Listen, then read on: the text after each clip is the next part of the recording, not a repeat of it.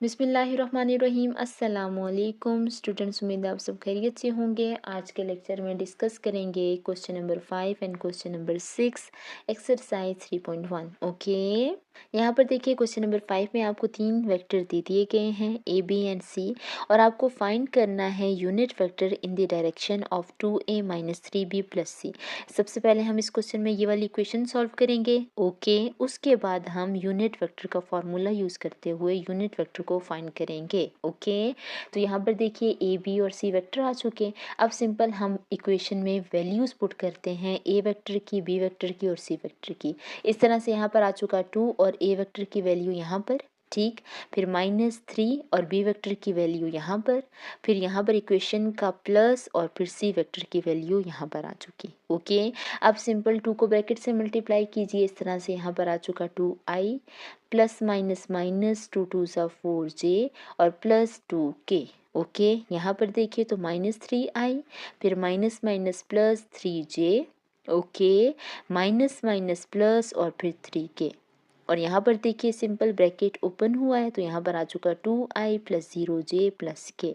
Okay, अब हम क्या करते हैं, i की वैल्यूज़ को इकट्ठा लिखते हैं, इसी तरह से फिर j की वैल्यूज़ को और एंड पर k की वैल्यूज़ को। ओके, तो यहाँ पर देखिए 2i minus 3i plus 2i आ चुका। ओके, फिर यहाँ पर आ चुका -4j, यहाँ पर आ चुका 3j और यहाँ पर आ चुका 0j, फिर यहाँ पर आ चुका 2k और यहाँ पर आ चुका 3k और यहाँ पर आ गया k। Okay, simple values add करते हैं तो यहाँ पर आ जाएगा 2 माइनस 3 प्लस 2 और ब्रैकेट के बाहर आई, फिर यहाँ पर आ चुका -4 प्लस 3 प्लस 0 और यहाँ पर आ चुका j।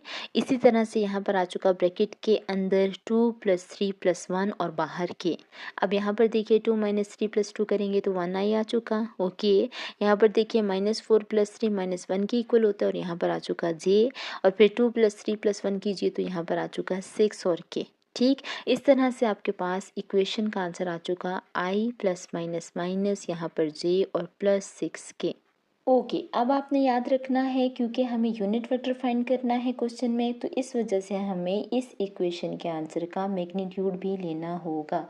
तो यहाँ पर देखिए 2a माइनस 3b प्लस सी का मैग्नीट्यूड ले लिया है, ऐसी बात है। इस वजह से यहाँ पर आ चुका √x² plus y² plus z² और x की वैल्यू है 1, y की वैल्यू है -1 और z की वैल्यू है 6।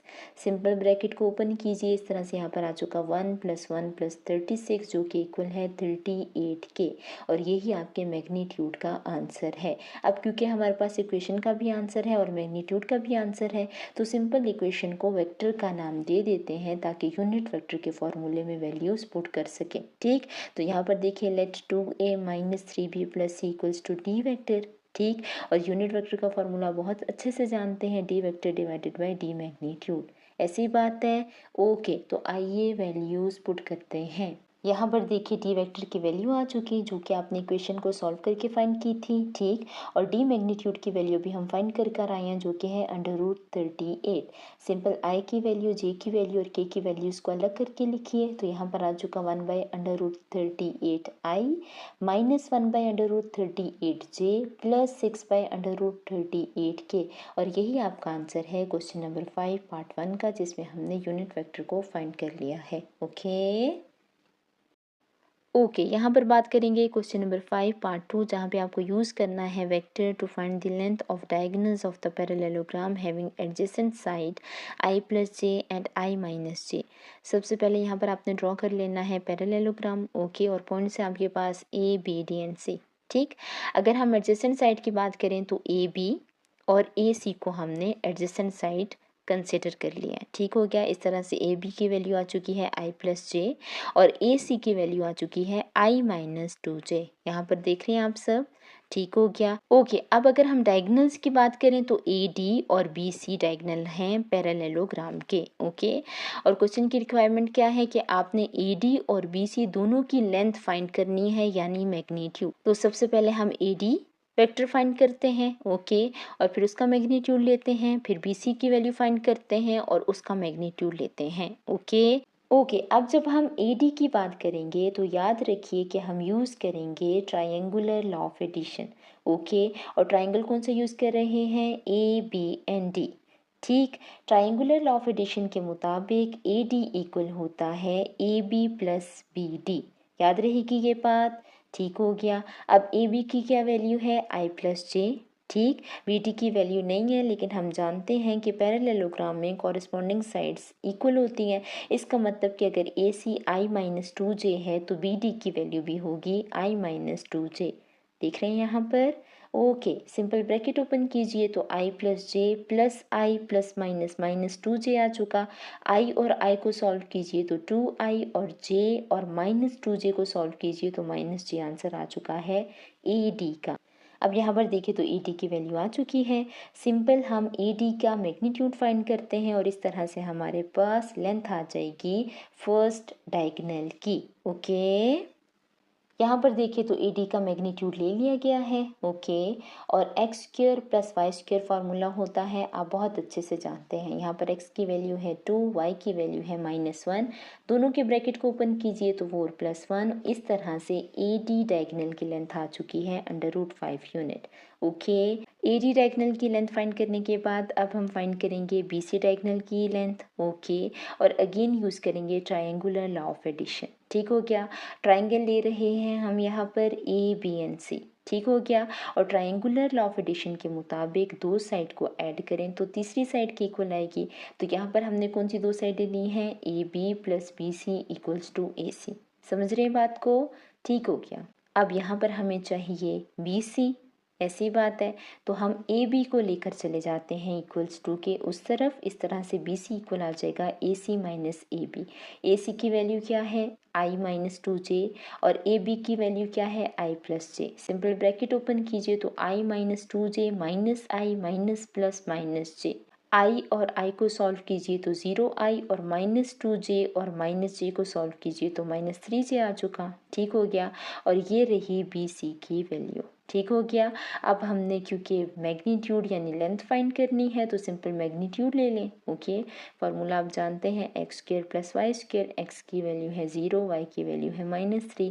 ब्रैकेट ओपन कीजिए तो 0 + 3 का स्क्वायर लीजिए 9। इस तरह से 9 आ चुका। रूट को सॉल्व कीजिए तो बी सी डायगोनल की लेंथ आ जाएगी 3 यूनिट। ओके, यहाँ पर क्वेश्चन नंबर 5 कंप्लीट होता है। मुझे उम्मीद है कि आपको अच्छे से समझ आ चुकी होगी।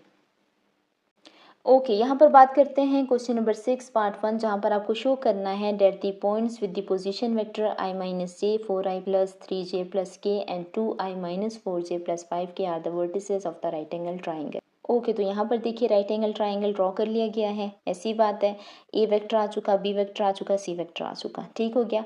हम कब कहेंगे कि ये राइट एंगल ट्राइंगल है, अगर हम पाइथागोरस थ्योरम यूज़ करें और हमारी इक्वेशन सेटिस्फाई हो जाए C square equals to A square plus B square. ठीक हो गया। और दूसरे अल्फाज में अगर हम सी वेक्टर का मैग्नीट्यूड लें और फिर स्क्वायर इक्वल आ जाए A magnitude square plus B magnitude square के। अब हम ये वाली इक्वेशन को सेटिस्फाई करते हैं और देखते हैं कि हमारे पास ए वेक्टर, बी वेक्टर और सी वेक्टर जो है वो वर्टिसेस हैं of the right angle triangle के नहीं। ठीक। ओके, तो यहाँ पर देखिए ए वेक्टर आ चुका और यहाँ पर वैल्यूज़ हैं आई माइनस 3j। बुक में आई माइनस जे लिखा हुआ है लेकिन यहाँ पर है 3j। ओके, करेक्ट कर लें इस मिस्टेक को। ठीक हो गया। सिंपल मैग्नीट्यूड लेते हैं तो यहाँ पर आ चुका √x² प्लस y² यानी 1 स्क्वायर और प्लस फिर -3 स्क्वायर। ठीक हो गया। इस तरह से यहाँ पर आ चुका 1 का स्क्वायर लीजिए तो 1, 3 का स्क्वायर लीजिए तो 9 और जो कि आ चुका √10।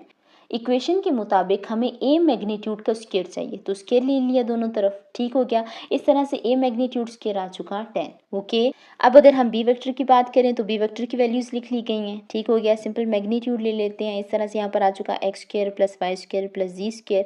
एक्स की वैल्यू है 4, वाई की वैल्यू है 3 और z की वैल्यू है 1। ओके, इस तरह से यहाँ पर आ चुका 16 + 3 का स्क्वायर लीजिए तो 9, 1 का स्क्वायर लीजिए तो 1, ऐड कीजिए तीनों को तो आ चुका √26। सिंपल, अब हम मैग्नीट्यूड का स्क्वायर ले लेंगे अपनी इक्वेशन के मुताबिक तो यहाँ पर भी स्क्वायर आ चुका और यहाँ पर भी स्क्वायर आ चुका। इस तरह से बी मैग्नीट्यूड स्क्वायर की वैल्यू आ चुकी है 26। ओके, अब अगर हम बात करें सी की तो यहाँ पर देखिए 2i minus 4j plus 4k, यहाँ पे बुक पे था 5k, यहाँ पर वैल्यू है 4, आप अच्छी तरह से नोट कर लें। ठीक हो गया। और यहाँ पर आ चुका चुका के, सिंपल हम क्या करते हैं मैग्नीट्यूड ले लेते हैं, तो यहाँ पर आ चुका X square plus Y square plus Z square, x की वैल्यू है 2, वाई की वैल्यू है -4 और जी की वैल्यू है 4। ओके, इस तरह से √4 प्लस 16 जो कि आ गई 36। सिंपल मैग्नीट्यूड पर स्केयर ले लीजिए, इस तरह से यहाँ पर भी स्केयर आ जाएगा, ठीक हो गया। इस तरह से सी मैग्नीट्यूड स्केयर की वैल्यू आ चुकी 36। ओके, अब हम अपनी इक्वेशन लिख लेते हैं यहाँ पर, ठीक हो गया। इक्वेशन के मुताबिक सी मैग्नीट्यूड स्क्वायर की वैल्यू अभी हम फाइंड करके आए थे जो कि थी 36, ऐसी बात है। और ए मैग्नीट्यूड स्क्वायर की वैल्यू है 10 और बी मैग्नीट्यूड स्क्वायर की वैल्यू है 26, दोनों को ऐड कीजिए तो 36 आ चुका। इसका मतलब कि हमारे यहाँ पर इक्वेशन सेटिस्फाई हो चुकी है, तो अब हम कह सकते हैं कि ए, बी और C are the vertices of the right angle triangle. Okay, यहाँ पर क्वेश्चन नंबर 6 पार्ट 1 कंप्लीट होता है। मुझे उम्मीद है कि आपको अच्छे से समझ आ चुकी होगी।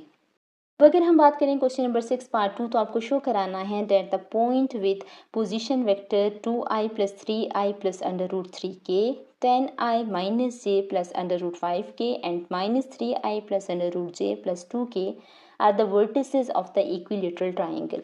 जब भी हम इक्विलेटरल ट्राइंगल की बात करेंगे तो हमें पता होना चाहिए कि ए वेक्टर का मैग्नीट्यूड इक्वल है बी वेक्टर के और वो इक्वल हो सी वेक्टर के मैग्नीट्यूड के। अगर ये कंडीशन सेटिस्फाई हो जाती है तो हम कह सकते हैं कि हमारे पास ए, बी और C are the vertices of equilateral triangle हैं।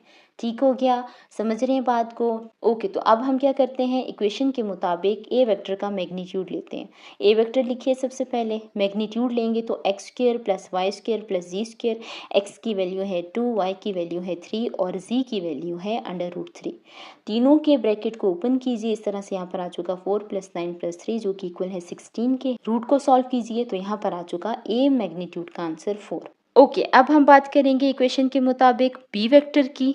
ओके, तो यहाँ पर देखिए बी वेक्टर आ चुका, सिंपल मैग्नीट्यूड लें तो यहाँ पर आ चुका X square plus Y square plus Z square, x की वैल्यू है √10, वाई की वैल्यू है -1 और जी की वैल्यू है √5। सिंपल ब्रैकेट ओपन कीजिए, यहाँ पर आ चुका 10 + 1 + 5 जो कि इक्वल है 16 के। रूट सॉल्व कीजिए तो यहाँ पर बी मैग्नीट्यूड की वैल्यू आ चुकी है 4। ओके, समझ रहे हैं बात को? ठीक हो गया। अब अगर इसी तरह से हम सी वेक्टर की बात करें तो यहाँ पर देखिए सी वेक्टर आ चुका, सिंपल मैग्नीट्यूड लें तो यहाँ पर X square plus Y square plus Z square करेंगे।